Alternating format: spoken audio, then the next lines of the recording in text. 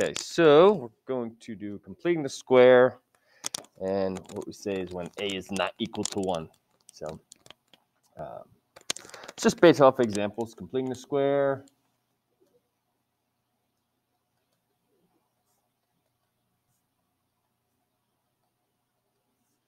A is not equal to 1. So that's just going to mean is our coefficient of the x squared is not 1.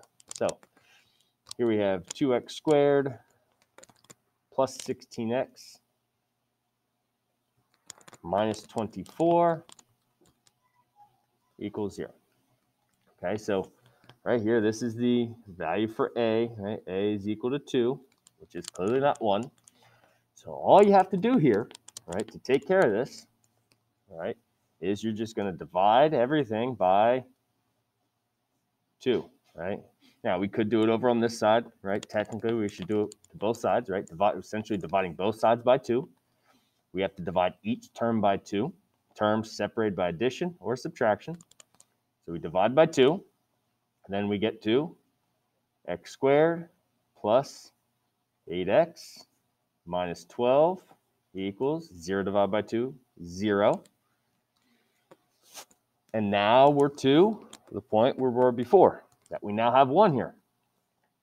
So now we could go ahead and solve this one just like we did the other ones, right? So really the only difference between when it's 1 versus not 1 is we have to make it a 1 by dividing.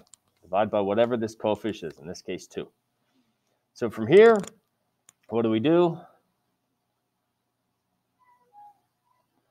Add the 12 over, right? Isolate your x squared and x. Then we take half of 4. 8 over 4 is, thinking of the answer already. 8 over 2, half of 8, 4. Then square 4 gets 16. Add 16 to both sides.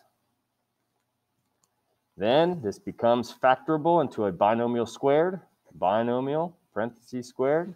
What goes inside? X plus half of 8 equals, over here, 28. Take the square root on both sides. Don't forget the plus minus. The left side becomes x plus 4. Right? We always want to think about simplifying here. Okay? Let's write that a little bit here. Square root of 28. 28 is what? 4 times 7. So square root of 4. 2. Square root 7. And lastly, subtract over, and we get x equals negative 4 plus minus 2 square root 7. And done. Good. The only difference really is that initial dividing by 2. Okay. Let's do another one. Do a couple of these just so you get a sense of some different stuff. All right, this one's similar. Negative 3x squared minus 18x minus 6 equals 0. So what are we going to do? Make this a 1 by dividing by negative 3. Divide by negative 3. All right. Simplify. Here we got x squared. Now make sure you pay attention to the signs. Negative 8 divided by negative 3 is a positive 6x. A negative 6 divided by a negative 3 is a positive 2. Move the 2 over.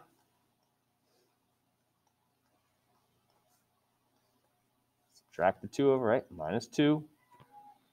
And then we'll go over here, say half of 6. 3. 3 squared, 9. So that's what we need to add to the left side. That's what we need to add to the right side. This becomes factorable into a binomial squared. X, sign in the middle, half of 6. Over here, 7. We then take the square root on both sides. Go right over here. The square root of x plus 3 squared. And then plus minus the square root of 7. Gives me x plus 3, and then here, square root of 7, well, it's just plus minus the square root of 7, and subtract 3. And there's our answer. Done. There's the work. That's the kind of work we should be showing when we're doing these. Okay.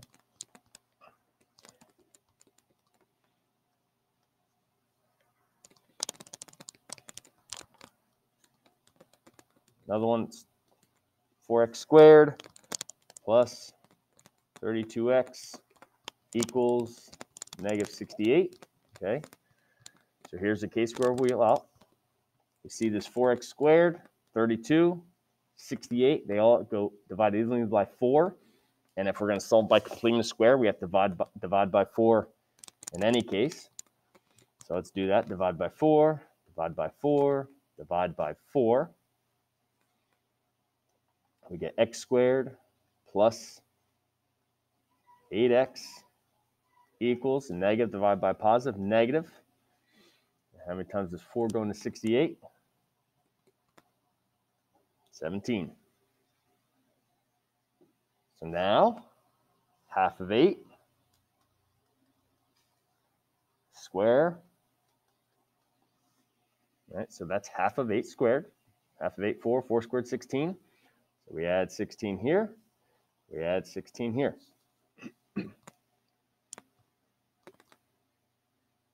Now, binomial squared. X plus, sign in the middle, half of 8, 4 squared equals, here, negative 1. Take the square root on both sides. The square root of x plus 4 squared equals plus minus the square root of negative 1.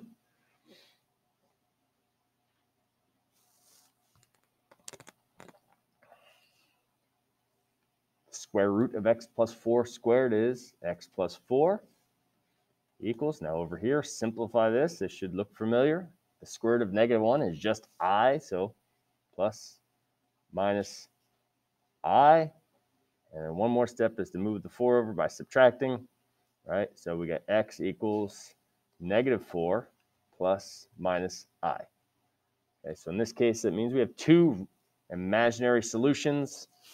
Okay, there's no real number solution. Okay.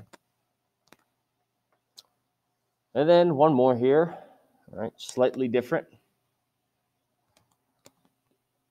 6x times x plus 2 equals negative 42. Okay, and you should look at this and see that something's a little different, right? Over here, 4x squared plus 32x. 3x squared, negative 3x squared minus 18x minus 6, right? 2x squared plus 16x minus 12. Like how it looks, the form, right? This is that standard form, standard form, standard form.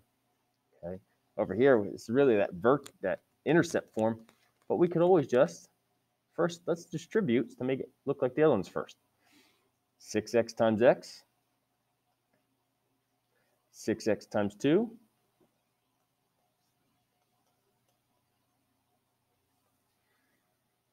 now we can go ahead and divide everything by 6.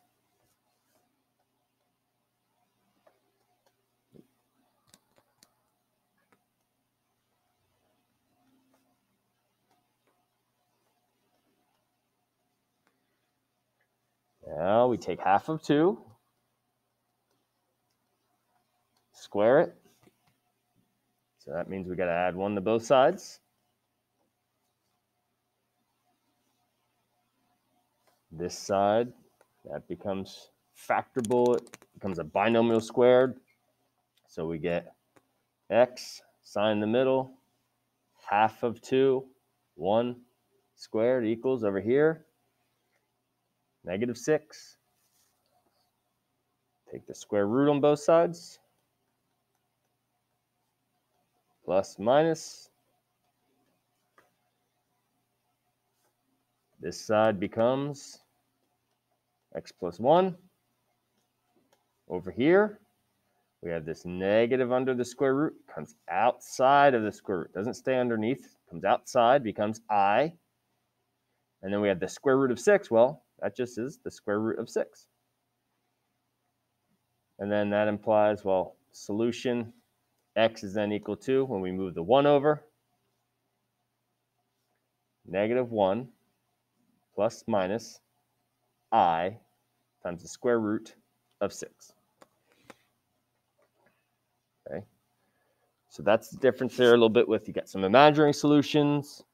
We have then how to take care of when we don't have a 1 in front. We make it a 1 by dividing by that coefficient, whatever it is. In this case, dividing by 2. Over here, we divided everything by -3. Over here, dividing everything by 4, right? Making this a 1 here. And then here, a little different. Distribute first, right? So it looks kind of like the other ones. Then we can divide by 6. Okay. So there's the kind of the other case we have. You want to make sure you look this over, take some notes down, follow the process, know it well. Think about, could you describe the process to someone else? If you could do that, you kind of know it well. And then let me know if you have any questions on any of this.